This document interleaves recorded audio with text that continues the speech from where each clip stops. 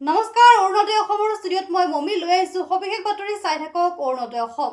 মহামায়া উন্নয়ন খণ্ডৰ খাজবাৰী আদৰ্শ গাঁও উন্নয়নৰ নামত ব্যাপক অনিয়ম। দুৰ্নীতিৰ বিৰুদ্ধে গাঁওবাসীৰ প্ৰতিবাদ। কবৰস্থান কালভাৰ্ট কমিউনিটি হল আৰু লেট্ৰিন নিৰ্মাণক লৈ দুৰ্নীতিৰ সীমা চেৰাই গৈছে বুলি বিশেষ সূত্ৰত জনা গৈছে। উল্লেখযোগ্য যে ধুবুৰী জিলাৰ মহামায়া উন্নয়ন খণ্ডৰ অন্তৰ্গত যোগীৰমহল গাঁও পঞ্চায়তৰ খাজবাৰী আদৰ্শ গাঁৱত উন্নয়নৰ নামত কেৱল লুণ্ঠনৰে প্ৰতিযোগিতা চলোৱাৰ অভিযোগ উত্থাপিত হৈছে।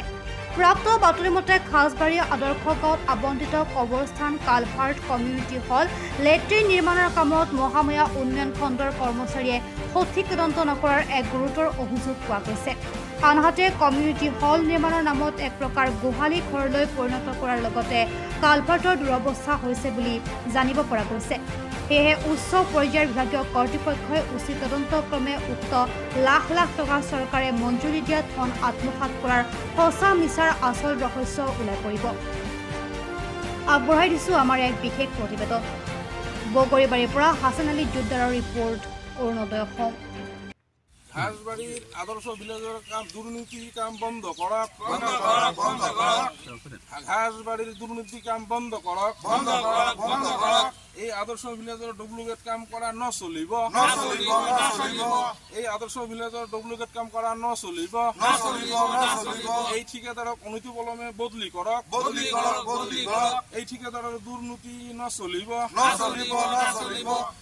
এই দুর্নীতি বন্ধ করক আদর্শ ভিলেজের দুর্নীতি বন্ধ করক গাফিলতি নচলিব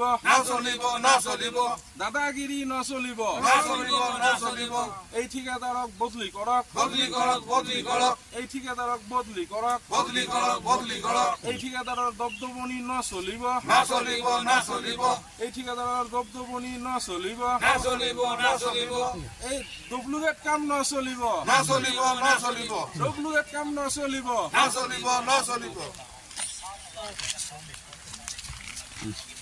মোৰ নাম মোহাম্মদ ৰিজাউল কৰিম। মই ঘাজবাৰী গাঁৱৰ বাসিন্দা হয়।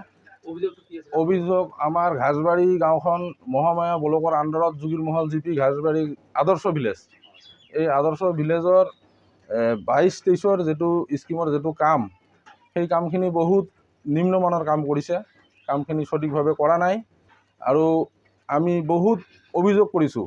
এই কালভাৰ্টৰ কাম কৰিছে আৰু বাকী দুটা স্কিমৰ কাম কৰিছে, কবৰস্থানৰ কাম কৰিছে আৰু এটা কমিউনিটি হলৰ কাম কৰিছে। সেই কামবিলাকো আধৰুৱা কৰি পেলাই থৈ দিছে। সেই কামখিনিও কৰা নাই। আৰু আমাৰ এই বিশেষ কৰি এই কালভাৰ্ট বনাই থৈ দিছে। ছাইডত আমাৰ চাবৱে বনাইছিল। চাবৱে বনাৰ পিছত এই চাবৱেলা যিবিলাক মাটিৰ মালিক আছে, সেই মালিকবিলাকৰ লগত 2,000-4,000 টকা দিয়াৰ কাৰণে বহুত কাজিয়া পেচাল কৰি কোদাল বেলচা লৈ ছাইডৰ পৰা মাটি দি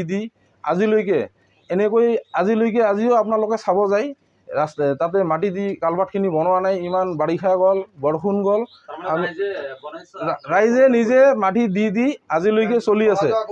গতিকে আমি এই ঠিকাদাৰজনক কোৱাত বা আমি বহুত জনাইছোঁ, অভিযোগ দিছোঁ, দিয়াত কোনো তাৰমানে গুৰুত্ব নিদিয়ে। এইবিলাক কামত গুৰুত্ব নিদিয়াকৈ দমভালি মাৰি আৰু যেতিয়া আহে কিবা গুণ্ডা বাহিনী টিম লৈ আহে লগত, কোনোবাই যদি কিবা কৈছে কাম কৰিছে বুলি। কালিয়ে আমি সুধিছিলোঁ যে আপুনি মাটি কিয় দিয়া নাই, কৈছে যেন আমি কাম কৰিছোঁ, বানপানী খহাই লৈ গৈছে। আমাৰ ঘাজবাৰী গাঁৱত কোনো বানপানী হোৱাই নাই। এই চাওক, ইমান ৰাইজ আছে, সোধক, ইয়াত কোনো বানপানী হোৱা নাই। কোনোবা ৰাইজে কোনো বানপানী হৈছিল নেকি? আমাৰ ঘাজবাৰীত কোনো বানপানী হোৱা নাই। কালি আমি কৈছিলোঁ তাক, এই বজাৰত লগ পাই যে আপুনি কিয় মাটি নিদিয়ে, ৰাইজৰ অসুবিধা হৈ আছে। তাৰ গুণ্ডা লগত বহুত তাৰমানে দমভালি মাৰি কথা কয়, আমি মাটি দিছোঁ, ৰাস্তা বনাইছোঁ, আপোনালোকে কেনেকৈ যাই আছে। কিন্তু এইটো নহয়, ৰাইজৰ পৰা সোধক। আমি ৰাইজে তাতে বেলচা কোদালে দি ছাইডৰ পৰা মাটি দি আমি অহা যোৱা কৰি আছোঁ। আজিলৈকে জৰাজীৰ্ণ অৱস্থা হৈ আছে, আজিলৈকে যাব পৰা নাই। মোৰ এখন গাড়ী আছে, সেই গাড়ীখনৰ তলত মই ভিজুৱেলটো দিম আপোনালোকক।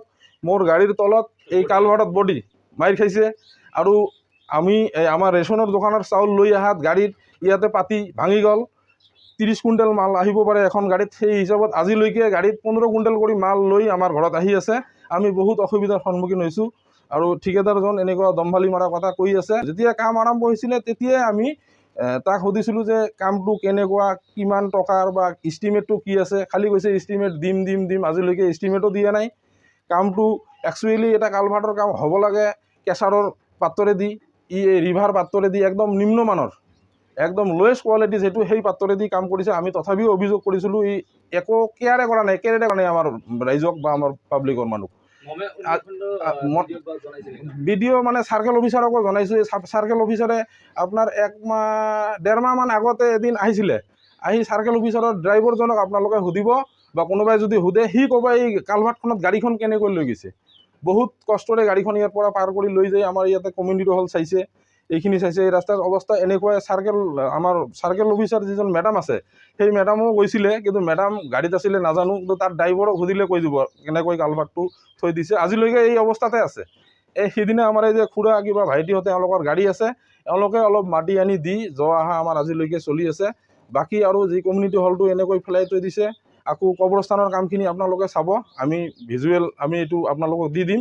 আপোনালোকে এই চেনেলৰ জৰিয়তে আপোনালোকে আমি অনুৰোধ কৰিছোঁ, আমাৰ SDO চিভিল মেডাম, আমাৰ BDO ছাৰ কোন আছে, আমাৰ চাৰ্কেল অফিচাৰ মেডামক, DC মহোদয়ক আমি অনুৰোধ কৰিছোঁ, অতি সোনকালে এই ঠিকাদাৰজনক ইয়াৰ পৰা আঁতৰাই এওঁলোকৰ ডিপাৰ্টমেণ্টৰ BDO ছাৰ আছে, আপোনাৰ চাৰ্কেল অফিচাৰ মেডাম আছে, আমাৰ GP ছেক্ৰেটাৰী আছে, সকলোকে মিলাই কেনেকৈ কামখিনি সোনকালে কৰা যায়, আমাৰ ৰাইজক বচাওক। ৰাইজৰ আমাৰ বহুত অসুবিধা হৈছে। ইয়াত এখন বাইক ভাঙিছিলে এই কালভাৰ্টত।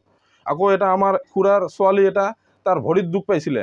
এইবিলাক ট্ৰিটমেণ্ট দুখীয়া মানুহ, ট্ৰিটমেণ্ট কৰি কিনি ঠিক হৈছে। আজিলৈকে এনেকুৱা চলি আছে। এনেকুৱা আমি অসুবিধাৰ সন্মুখীন হৈ আছোঁ। গতিকে আমাৰ DC ছাৰক আমি অনুৰোধ কৰিছোঁ যাতে ইয়াৰ